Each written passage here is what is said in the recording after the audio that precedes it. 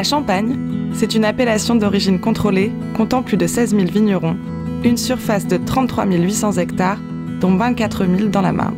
C'est aussi une vente annuelle d'environ 300 millions de bouteilles, un chiffre d'affaires de plus de 5 milliards d'euros, dont 3 à l'export, et plus de 1400 millions de bouteilles en stock dans nos caves.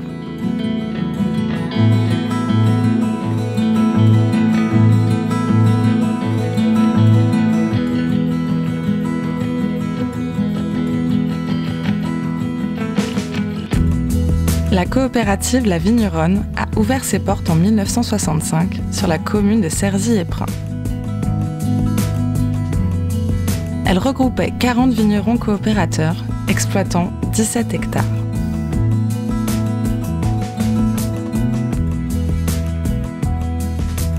Le savoir-faire viticole, leur quotidien, leur passion, leur vigne. Voilà comment faire naître leur champagne, issu de la magie de l'effervescence. Un groupe de vignerons passionnés s'est alors formé. L'union fait la force. C'est ainsi que notre coopérative est née. Depuis 4 générations, elle n'a cessé de se développer et de façonner un outil performant et innovant. Elle regroupe désormais 200 adhérents, issus de 31 communes des secteurs de la vallée de l'Ardre, du massif de Saint-Thierry, de la vallée de la Marne et de la montagne de Reims. Divers terroirs qui permettent des assemblages complexes, nous offrant des vins de grande qualité aux richesses gustatives indéniables.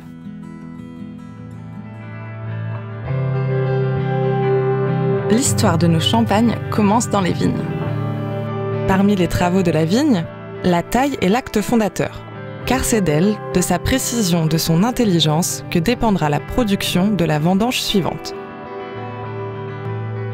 Le premier rôle de la taille est d'assurer la meilleure circulation possible de la sève vers les bourgeons fructifères.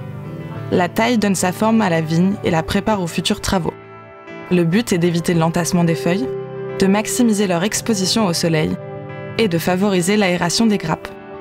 La taille gère la vie de la vigne.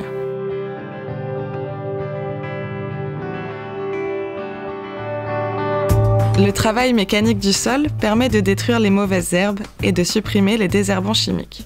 Ce travail est très contraignant et coûteux, mais respectueux de l'environnement. Les bois coupés sont disposés en andins de sarment en milieu de route et sont broyés mécaniquement. Les débris de bois éviteront ainsi l'érosion des sols et se décomposeront naturellement, se transformant en humus, créant ainsi un apport d'azote.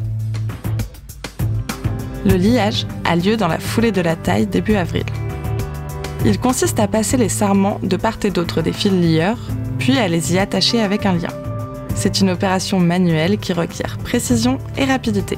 Elle définit le plan de palissage, la position et la direction de pousse des bourgeons, dans une logique d'aération des futurs brins pour assurer leur bon développement.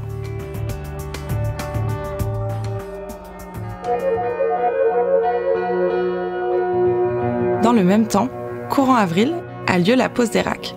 Les racs sont un dispositif diffusant des molécules de synthèse, analogue aux phéromones sexuels émises par les insectes de la catégorie tordeuse de la vigne, Cochyllis et Eudémis. Compatible avec l'agriculture biologique, la confusion sexuelle est une alternative efficace aux insecticides.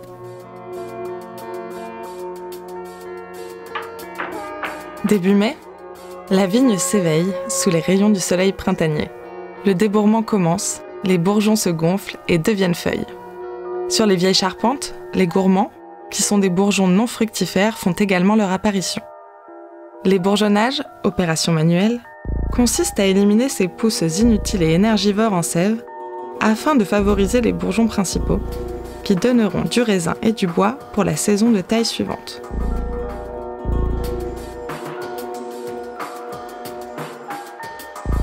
Dès la mi-mai, il faut procéder au relevage des fils palisseurs. Ces fils sont situés de part et d'autre de la végétation pour la guider et créer le rang de vignes si typique des paysages de Champagne. Ils sont relevés en 2 à 3 fois pour accompagner la croissance des brins en direction du soleil. Avec l'allongement des jours et l'élévation des températures, les jeunes brins de vigne poussent rapidement et de façon anarchique. Le palissage intervient alors pour démêler et aérer la végétation. Les brins très longs seront écimés. et les brins dépassant sur les côtés seront rognés pour privilégier la vitalité des grappes et leur permettre de voir le soleil.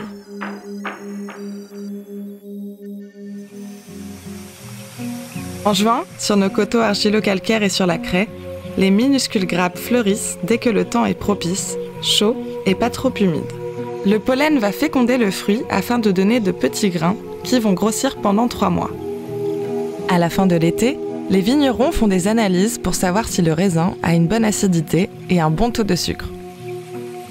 Cette procédure est réalisée par le réseau Maturation. Elle se déroule les 3 semaines précédant le début de la récolte.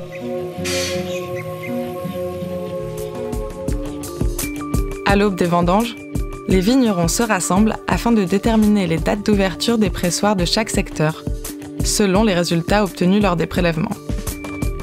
La vendange peut alors commencer.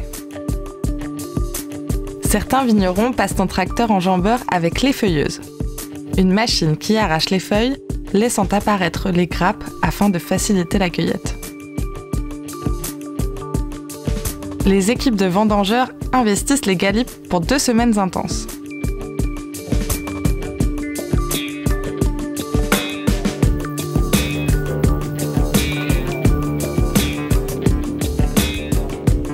Les raisins sont récoltés manuellement à l'aide d'une épinette, un petit sécateur. Les cueilleurs trient et sélectionnent les raisins sains et matures. Ils les déposent dans des caisses percées, afin de permettre l'écoulement du jus et éviter toute macération qui provoquerait une coloration de ce dernier. Les caisses pleines sont évacuées par les débardeurs, des porteurs qui les chargent sur les remorques pour former des palettes de 12 caisses, environ 550 kg.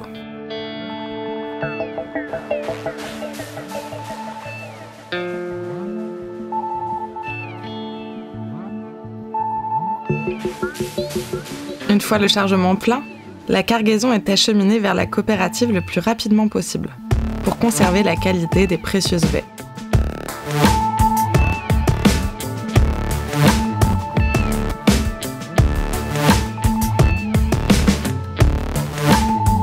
Arrivées à la coopérative, les palettes sont déchargées sur le quai, où elles sont identifiées, pesées et contrôlées.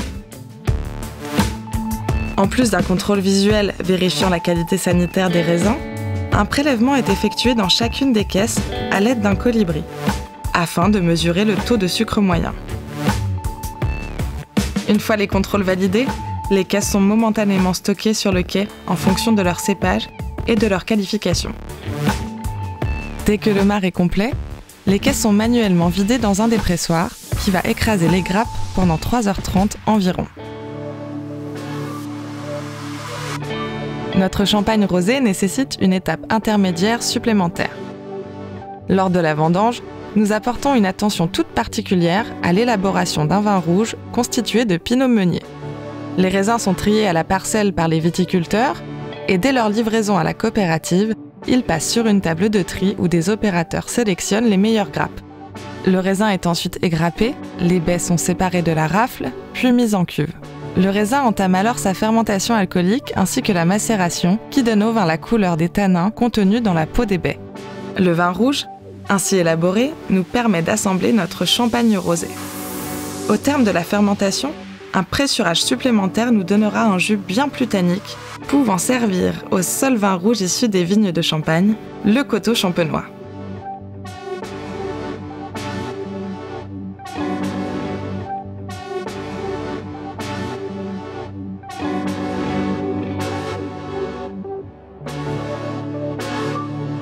Le pressurage va extraire la pulpe des baies de raisin que l'on nommera mou. Il est fractionné en plusieurs qualités, la cuvée, puis la taille. Après le pressurage, vient le débourbage, c'est-à-dire l'étape où toutes les particules présentes dans le mou descendent naturellement au fond de la cuve. Il permet de séparer le mou des bourbes. Le mou est alors levuré puis chaptalisé. Afin de lancer la première fermentation alcoolique, les levures dégradent alors le sucre en alcool.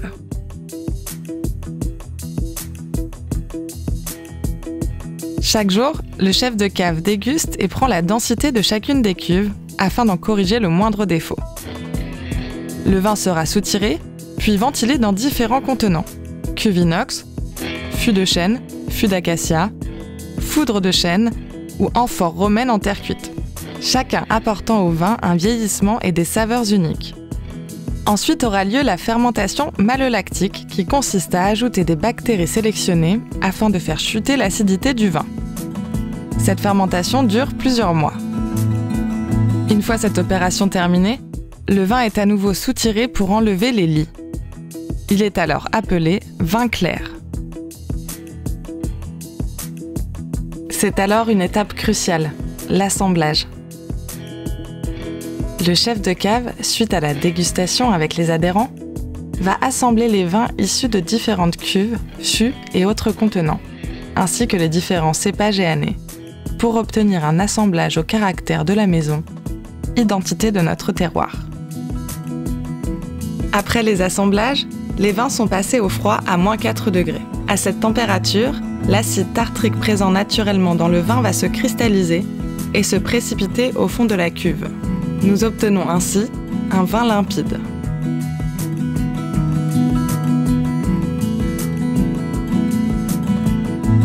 Le tirage est une des dernières étapes de l'élaboration des vins.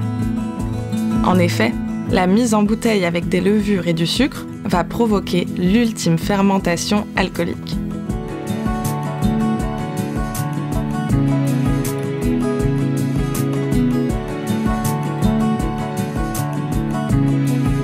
Cette fermentation en bouteille va déclencher la magie de l'effervescence.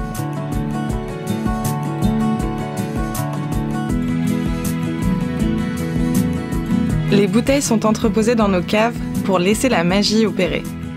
Le champagne prend vie. Le vieillissement de nos champagnes prend entre 2 à 5 ans, suivant la cuvée. Une fois la prise de mousse effectuée et quelques années plus tard, place au remuage.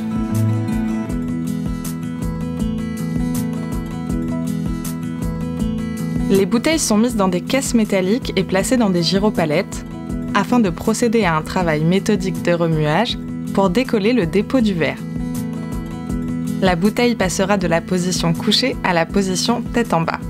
Ainsi, le dépôt dû aux levures de la deuxième fermentation descend dans le col.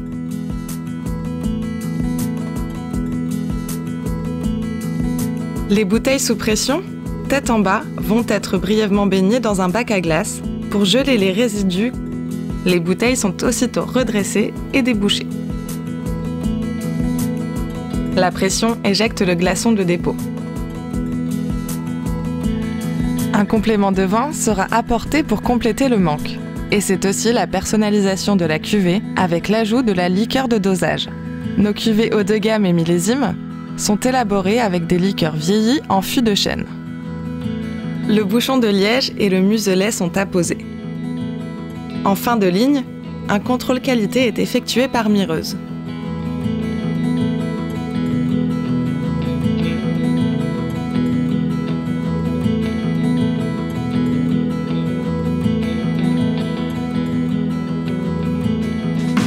Le champagne est alors prêt à être paré de son habillage.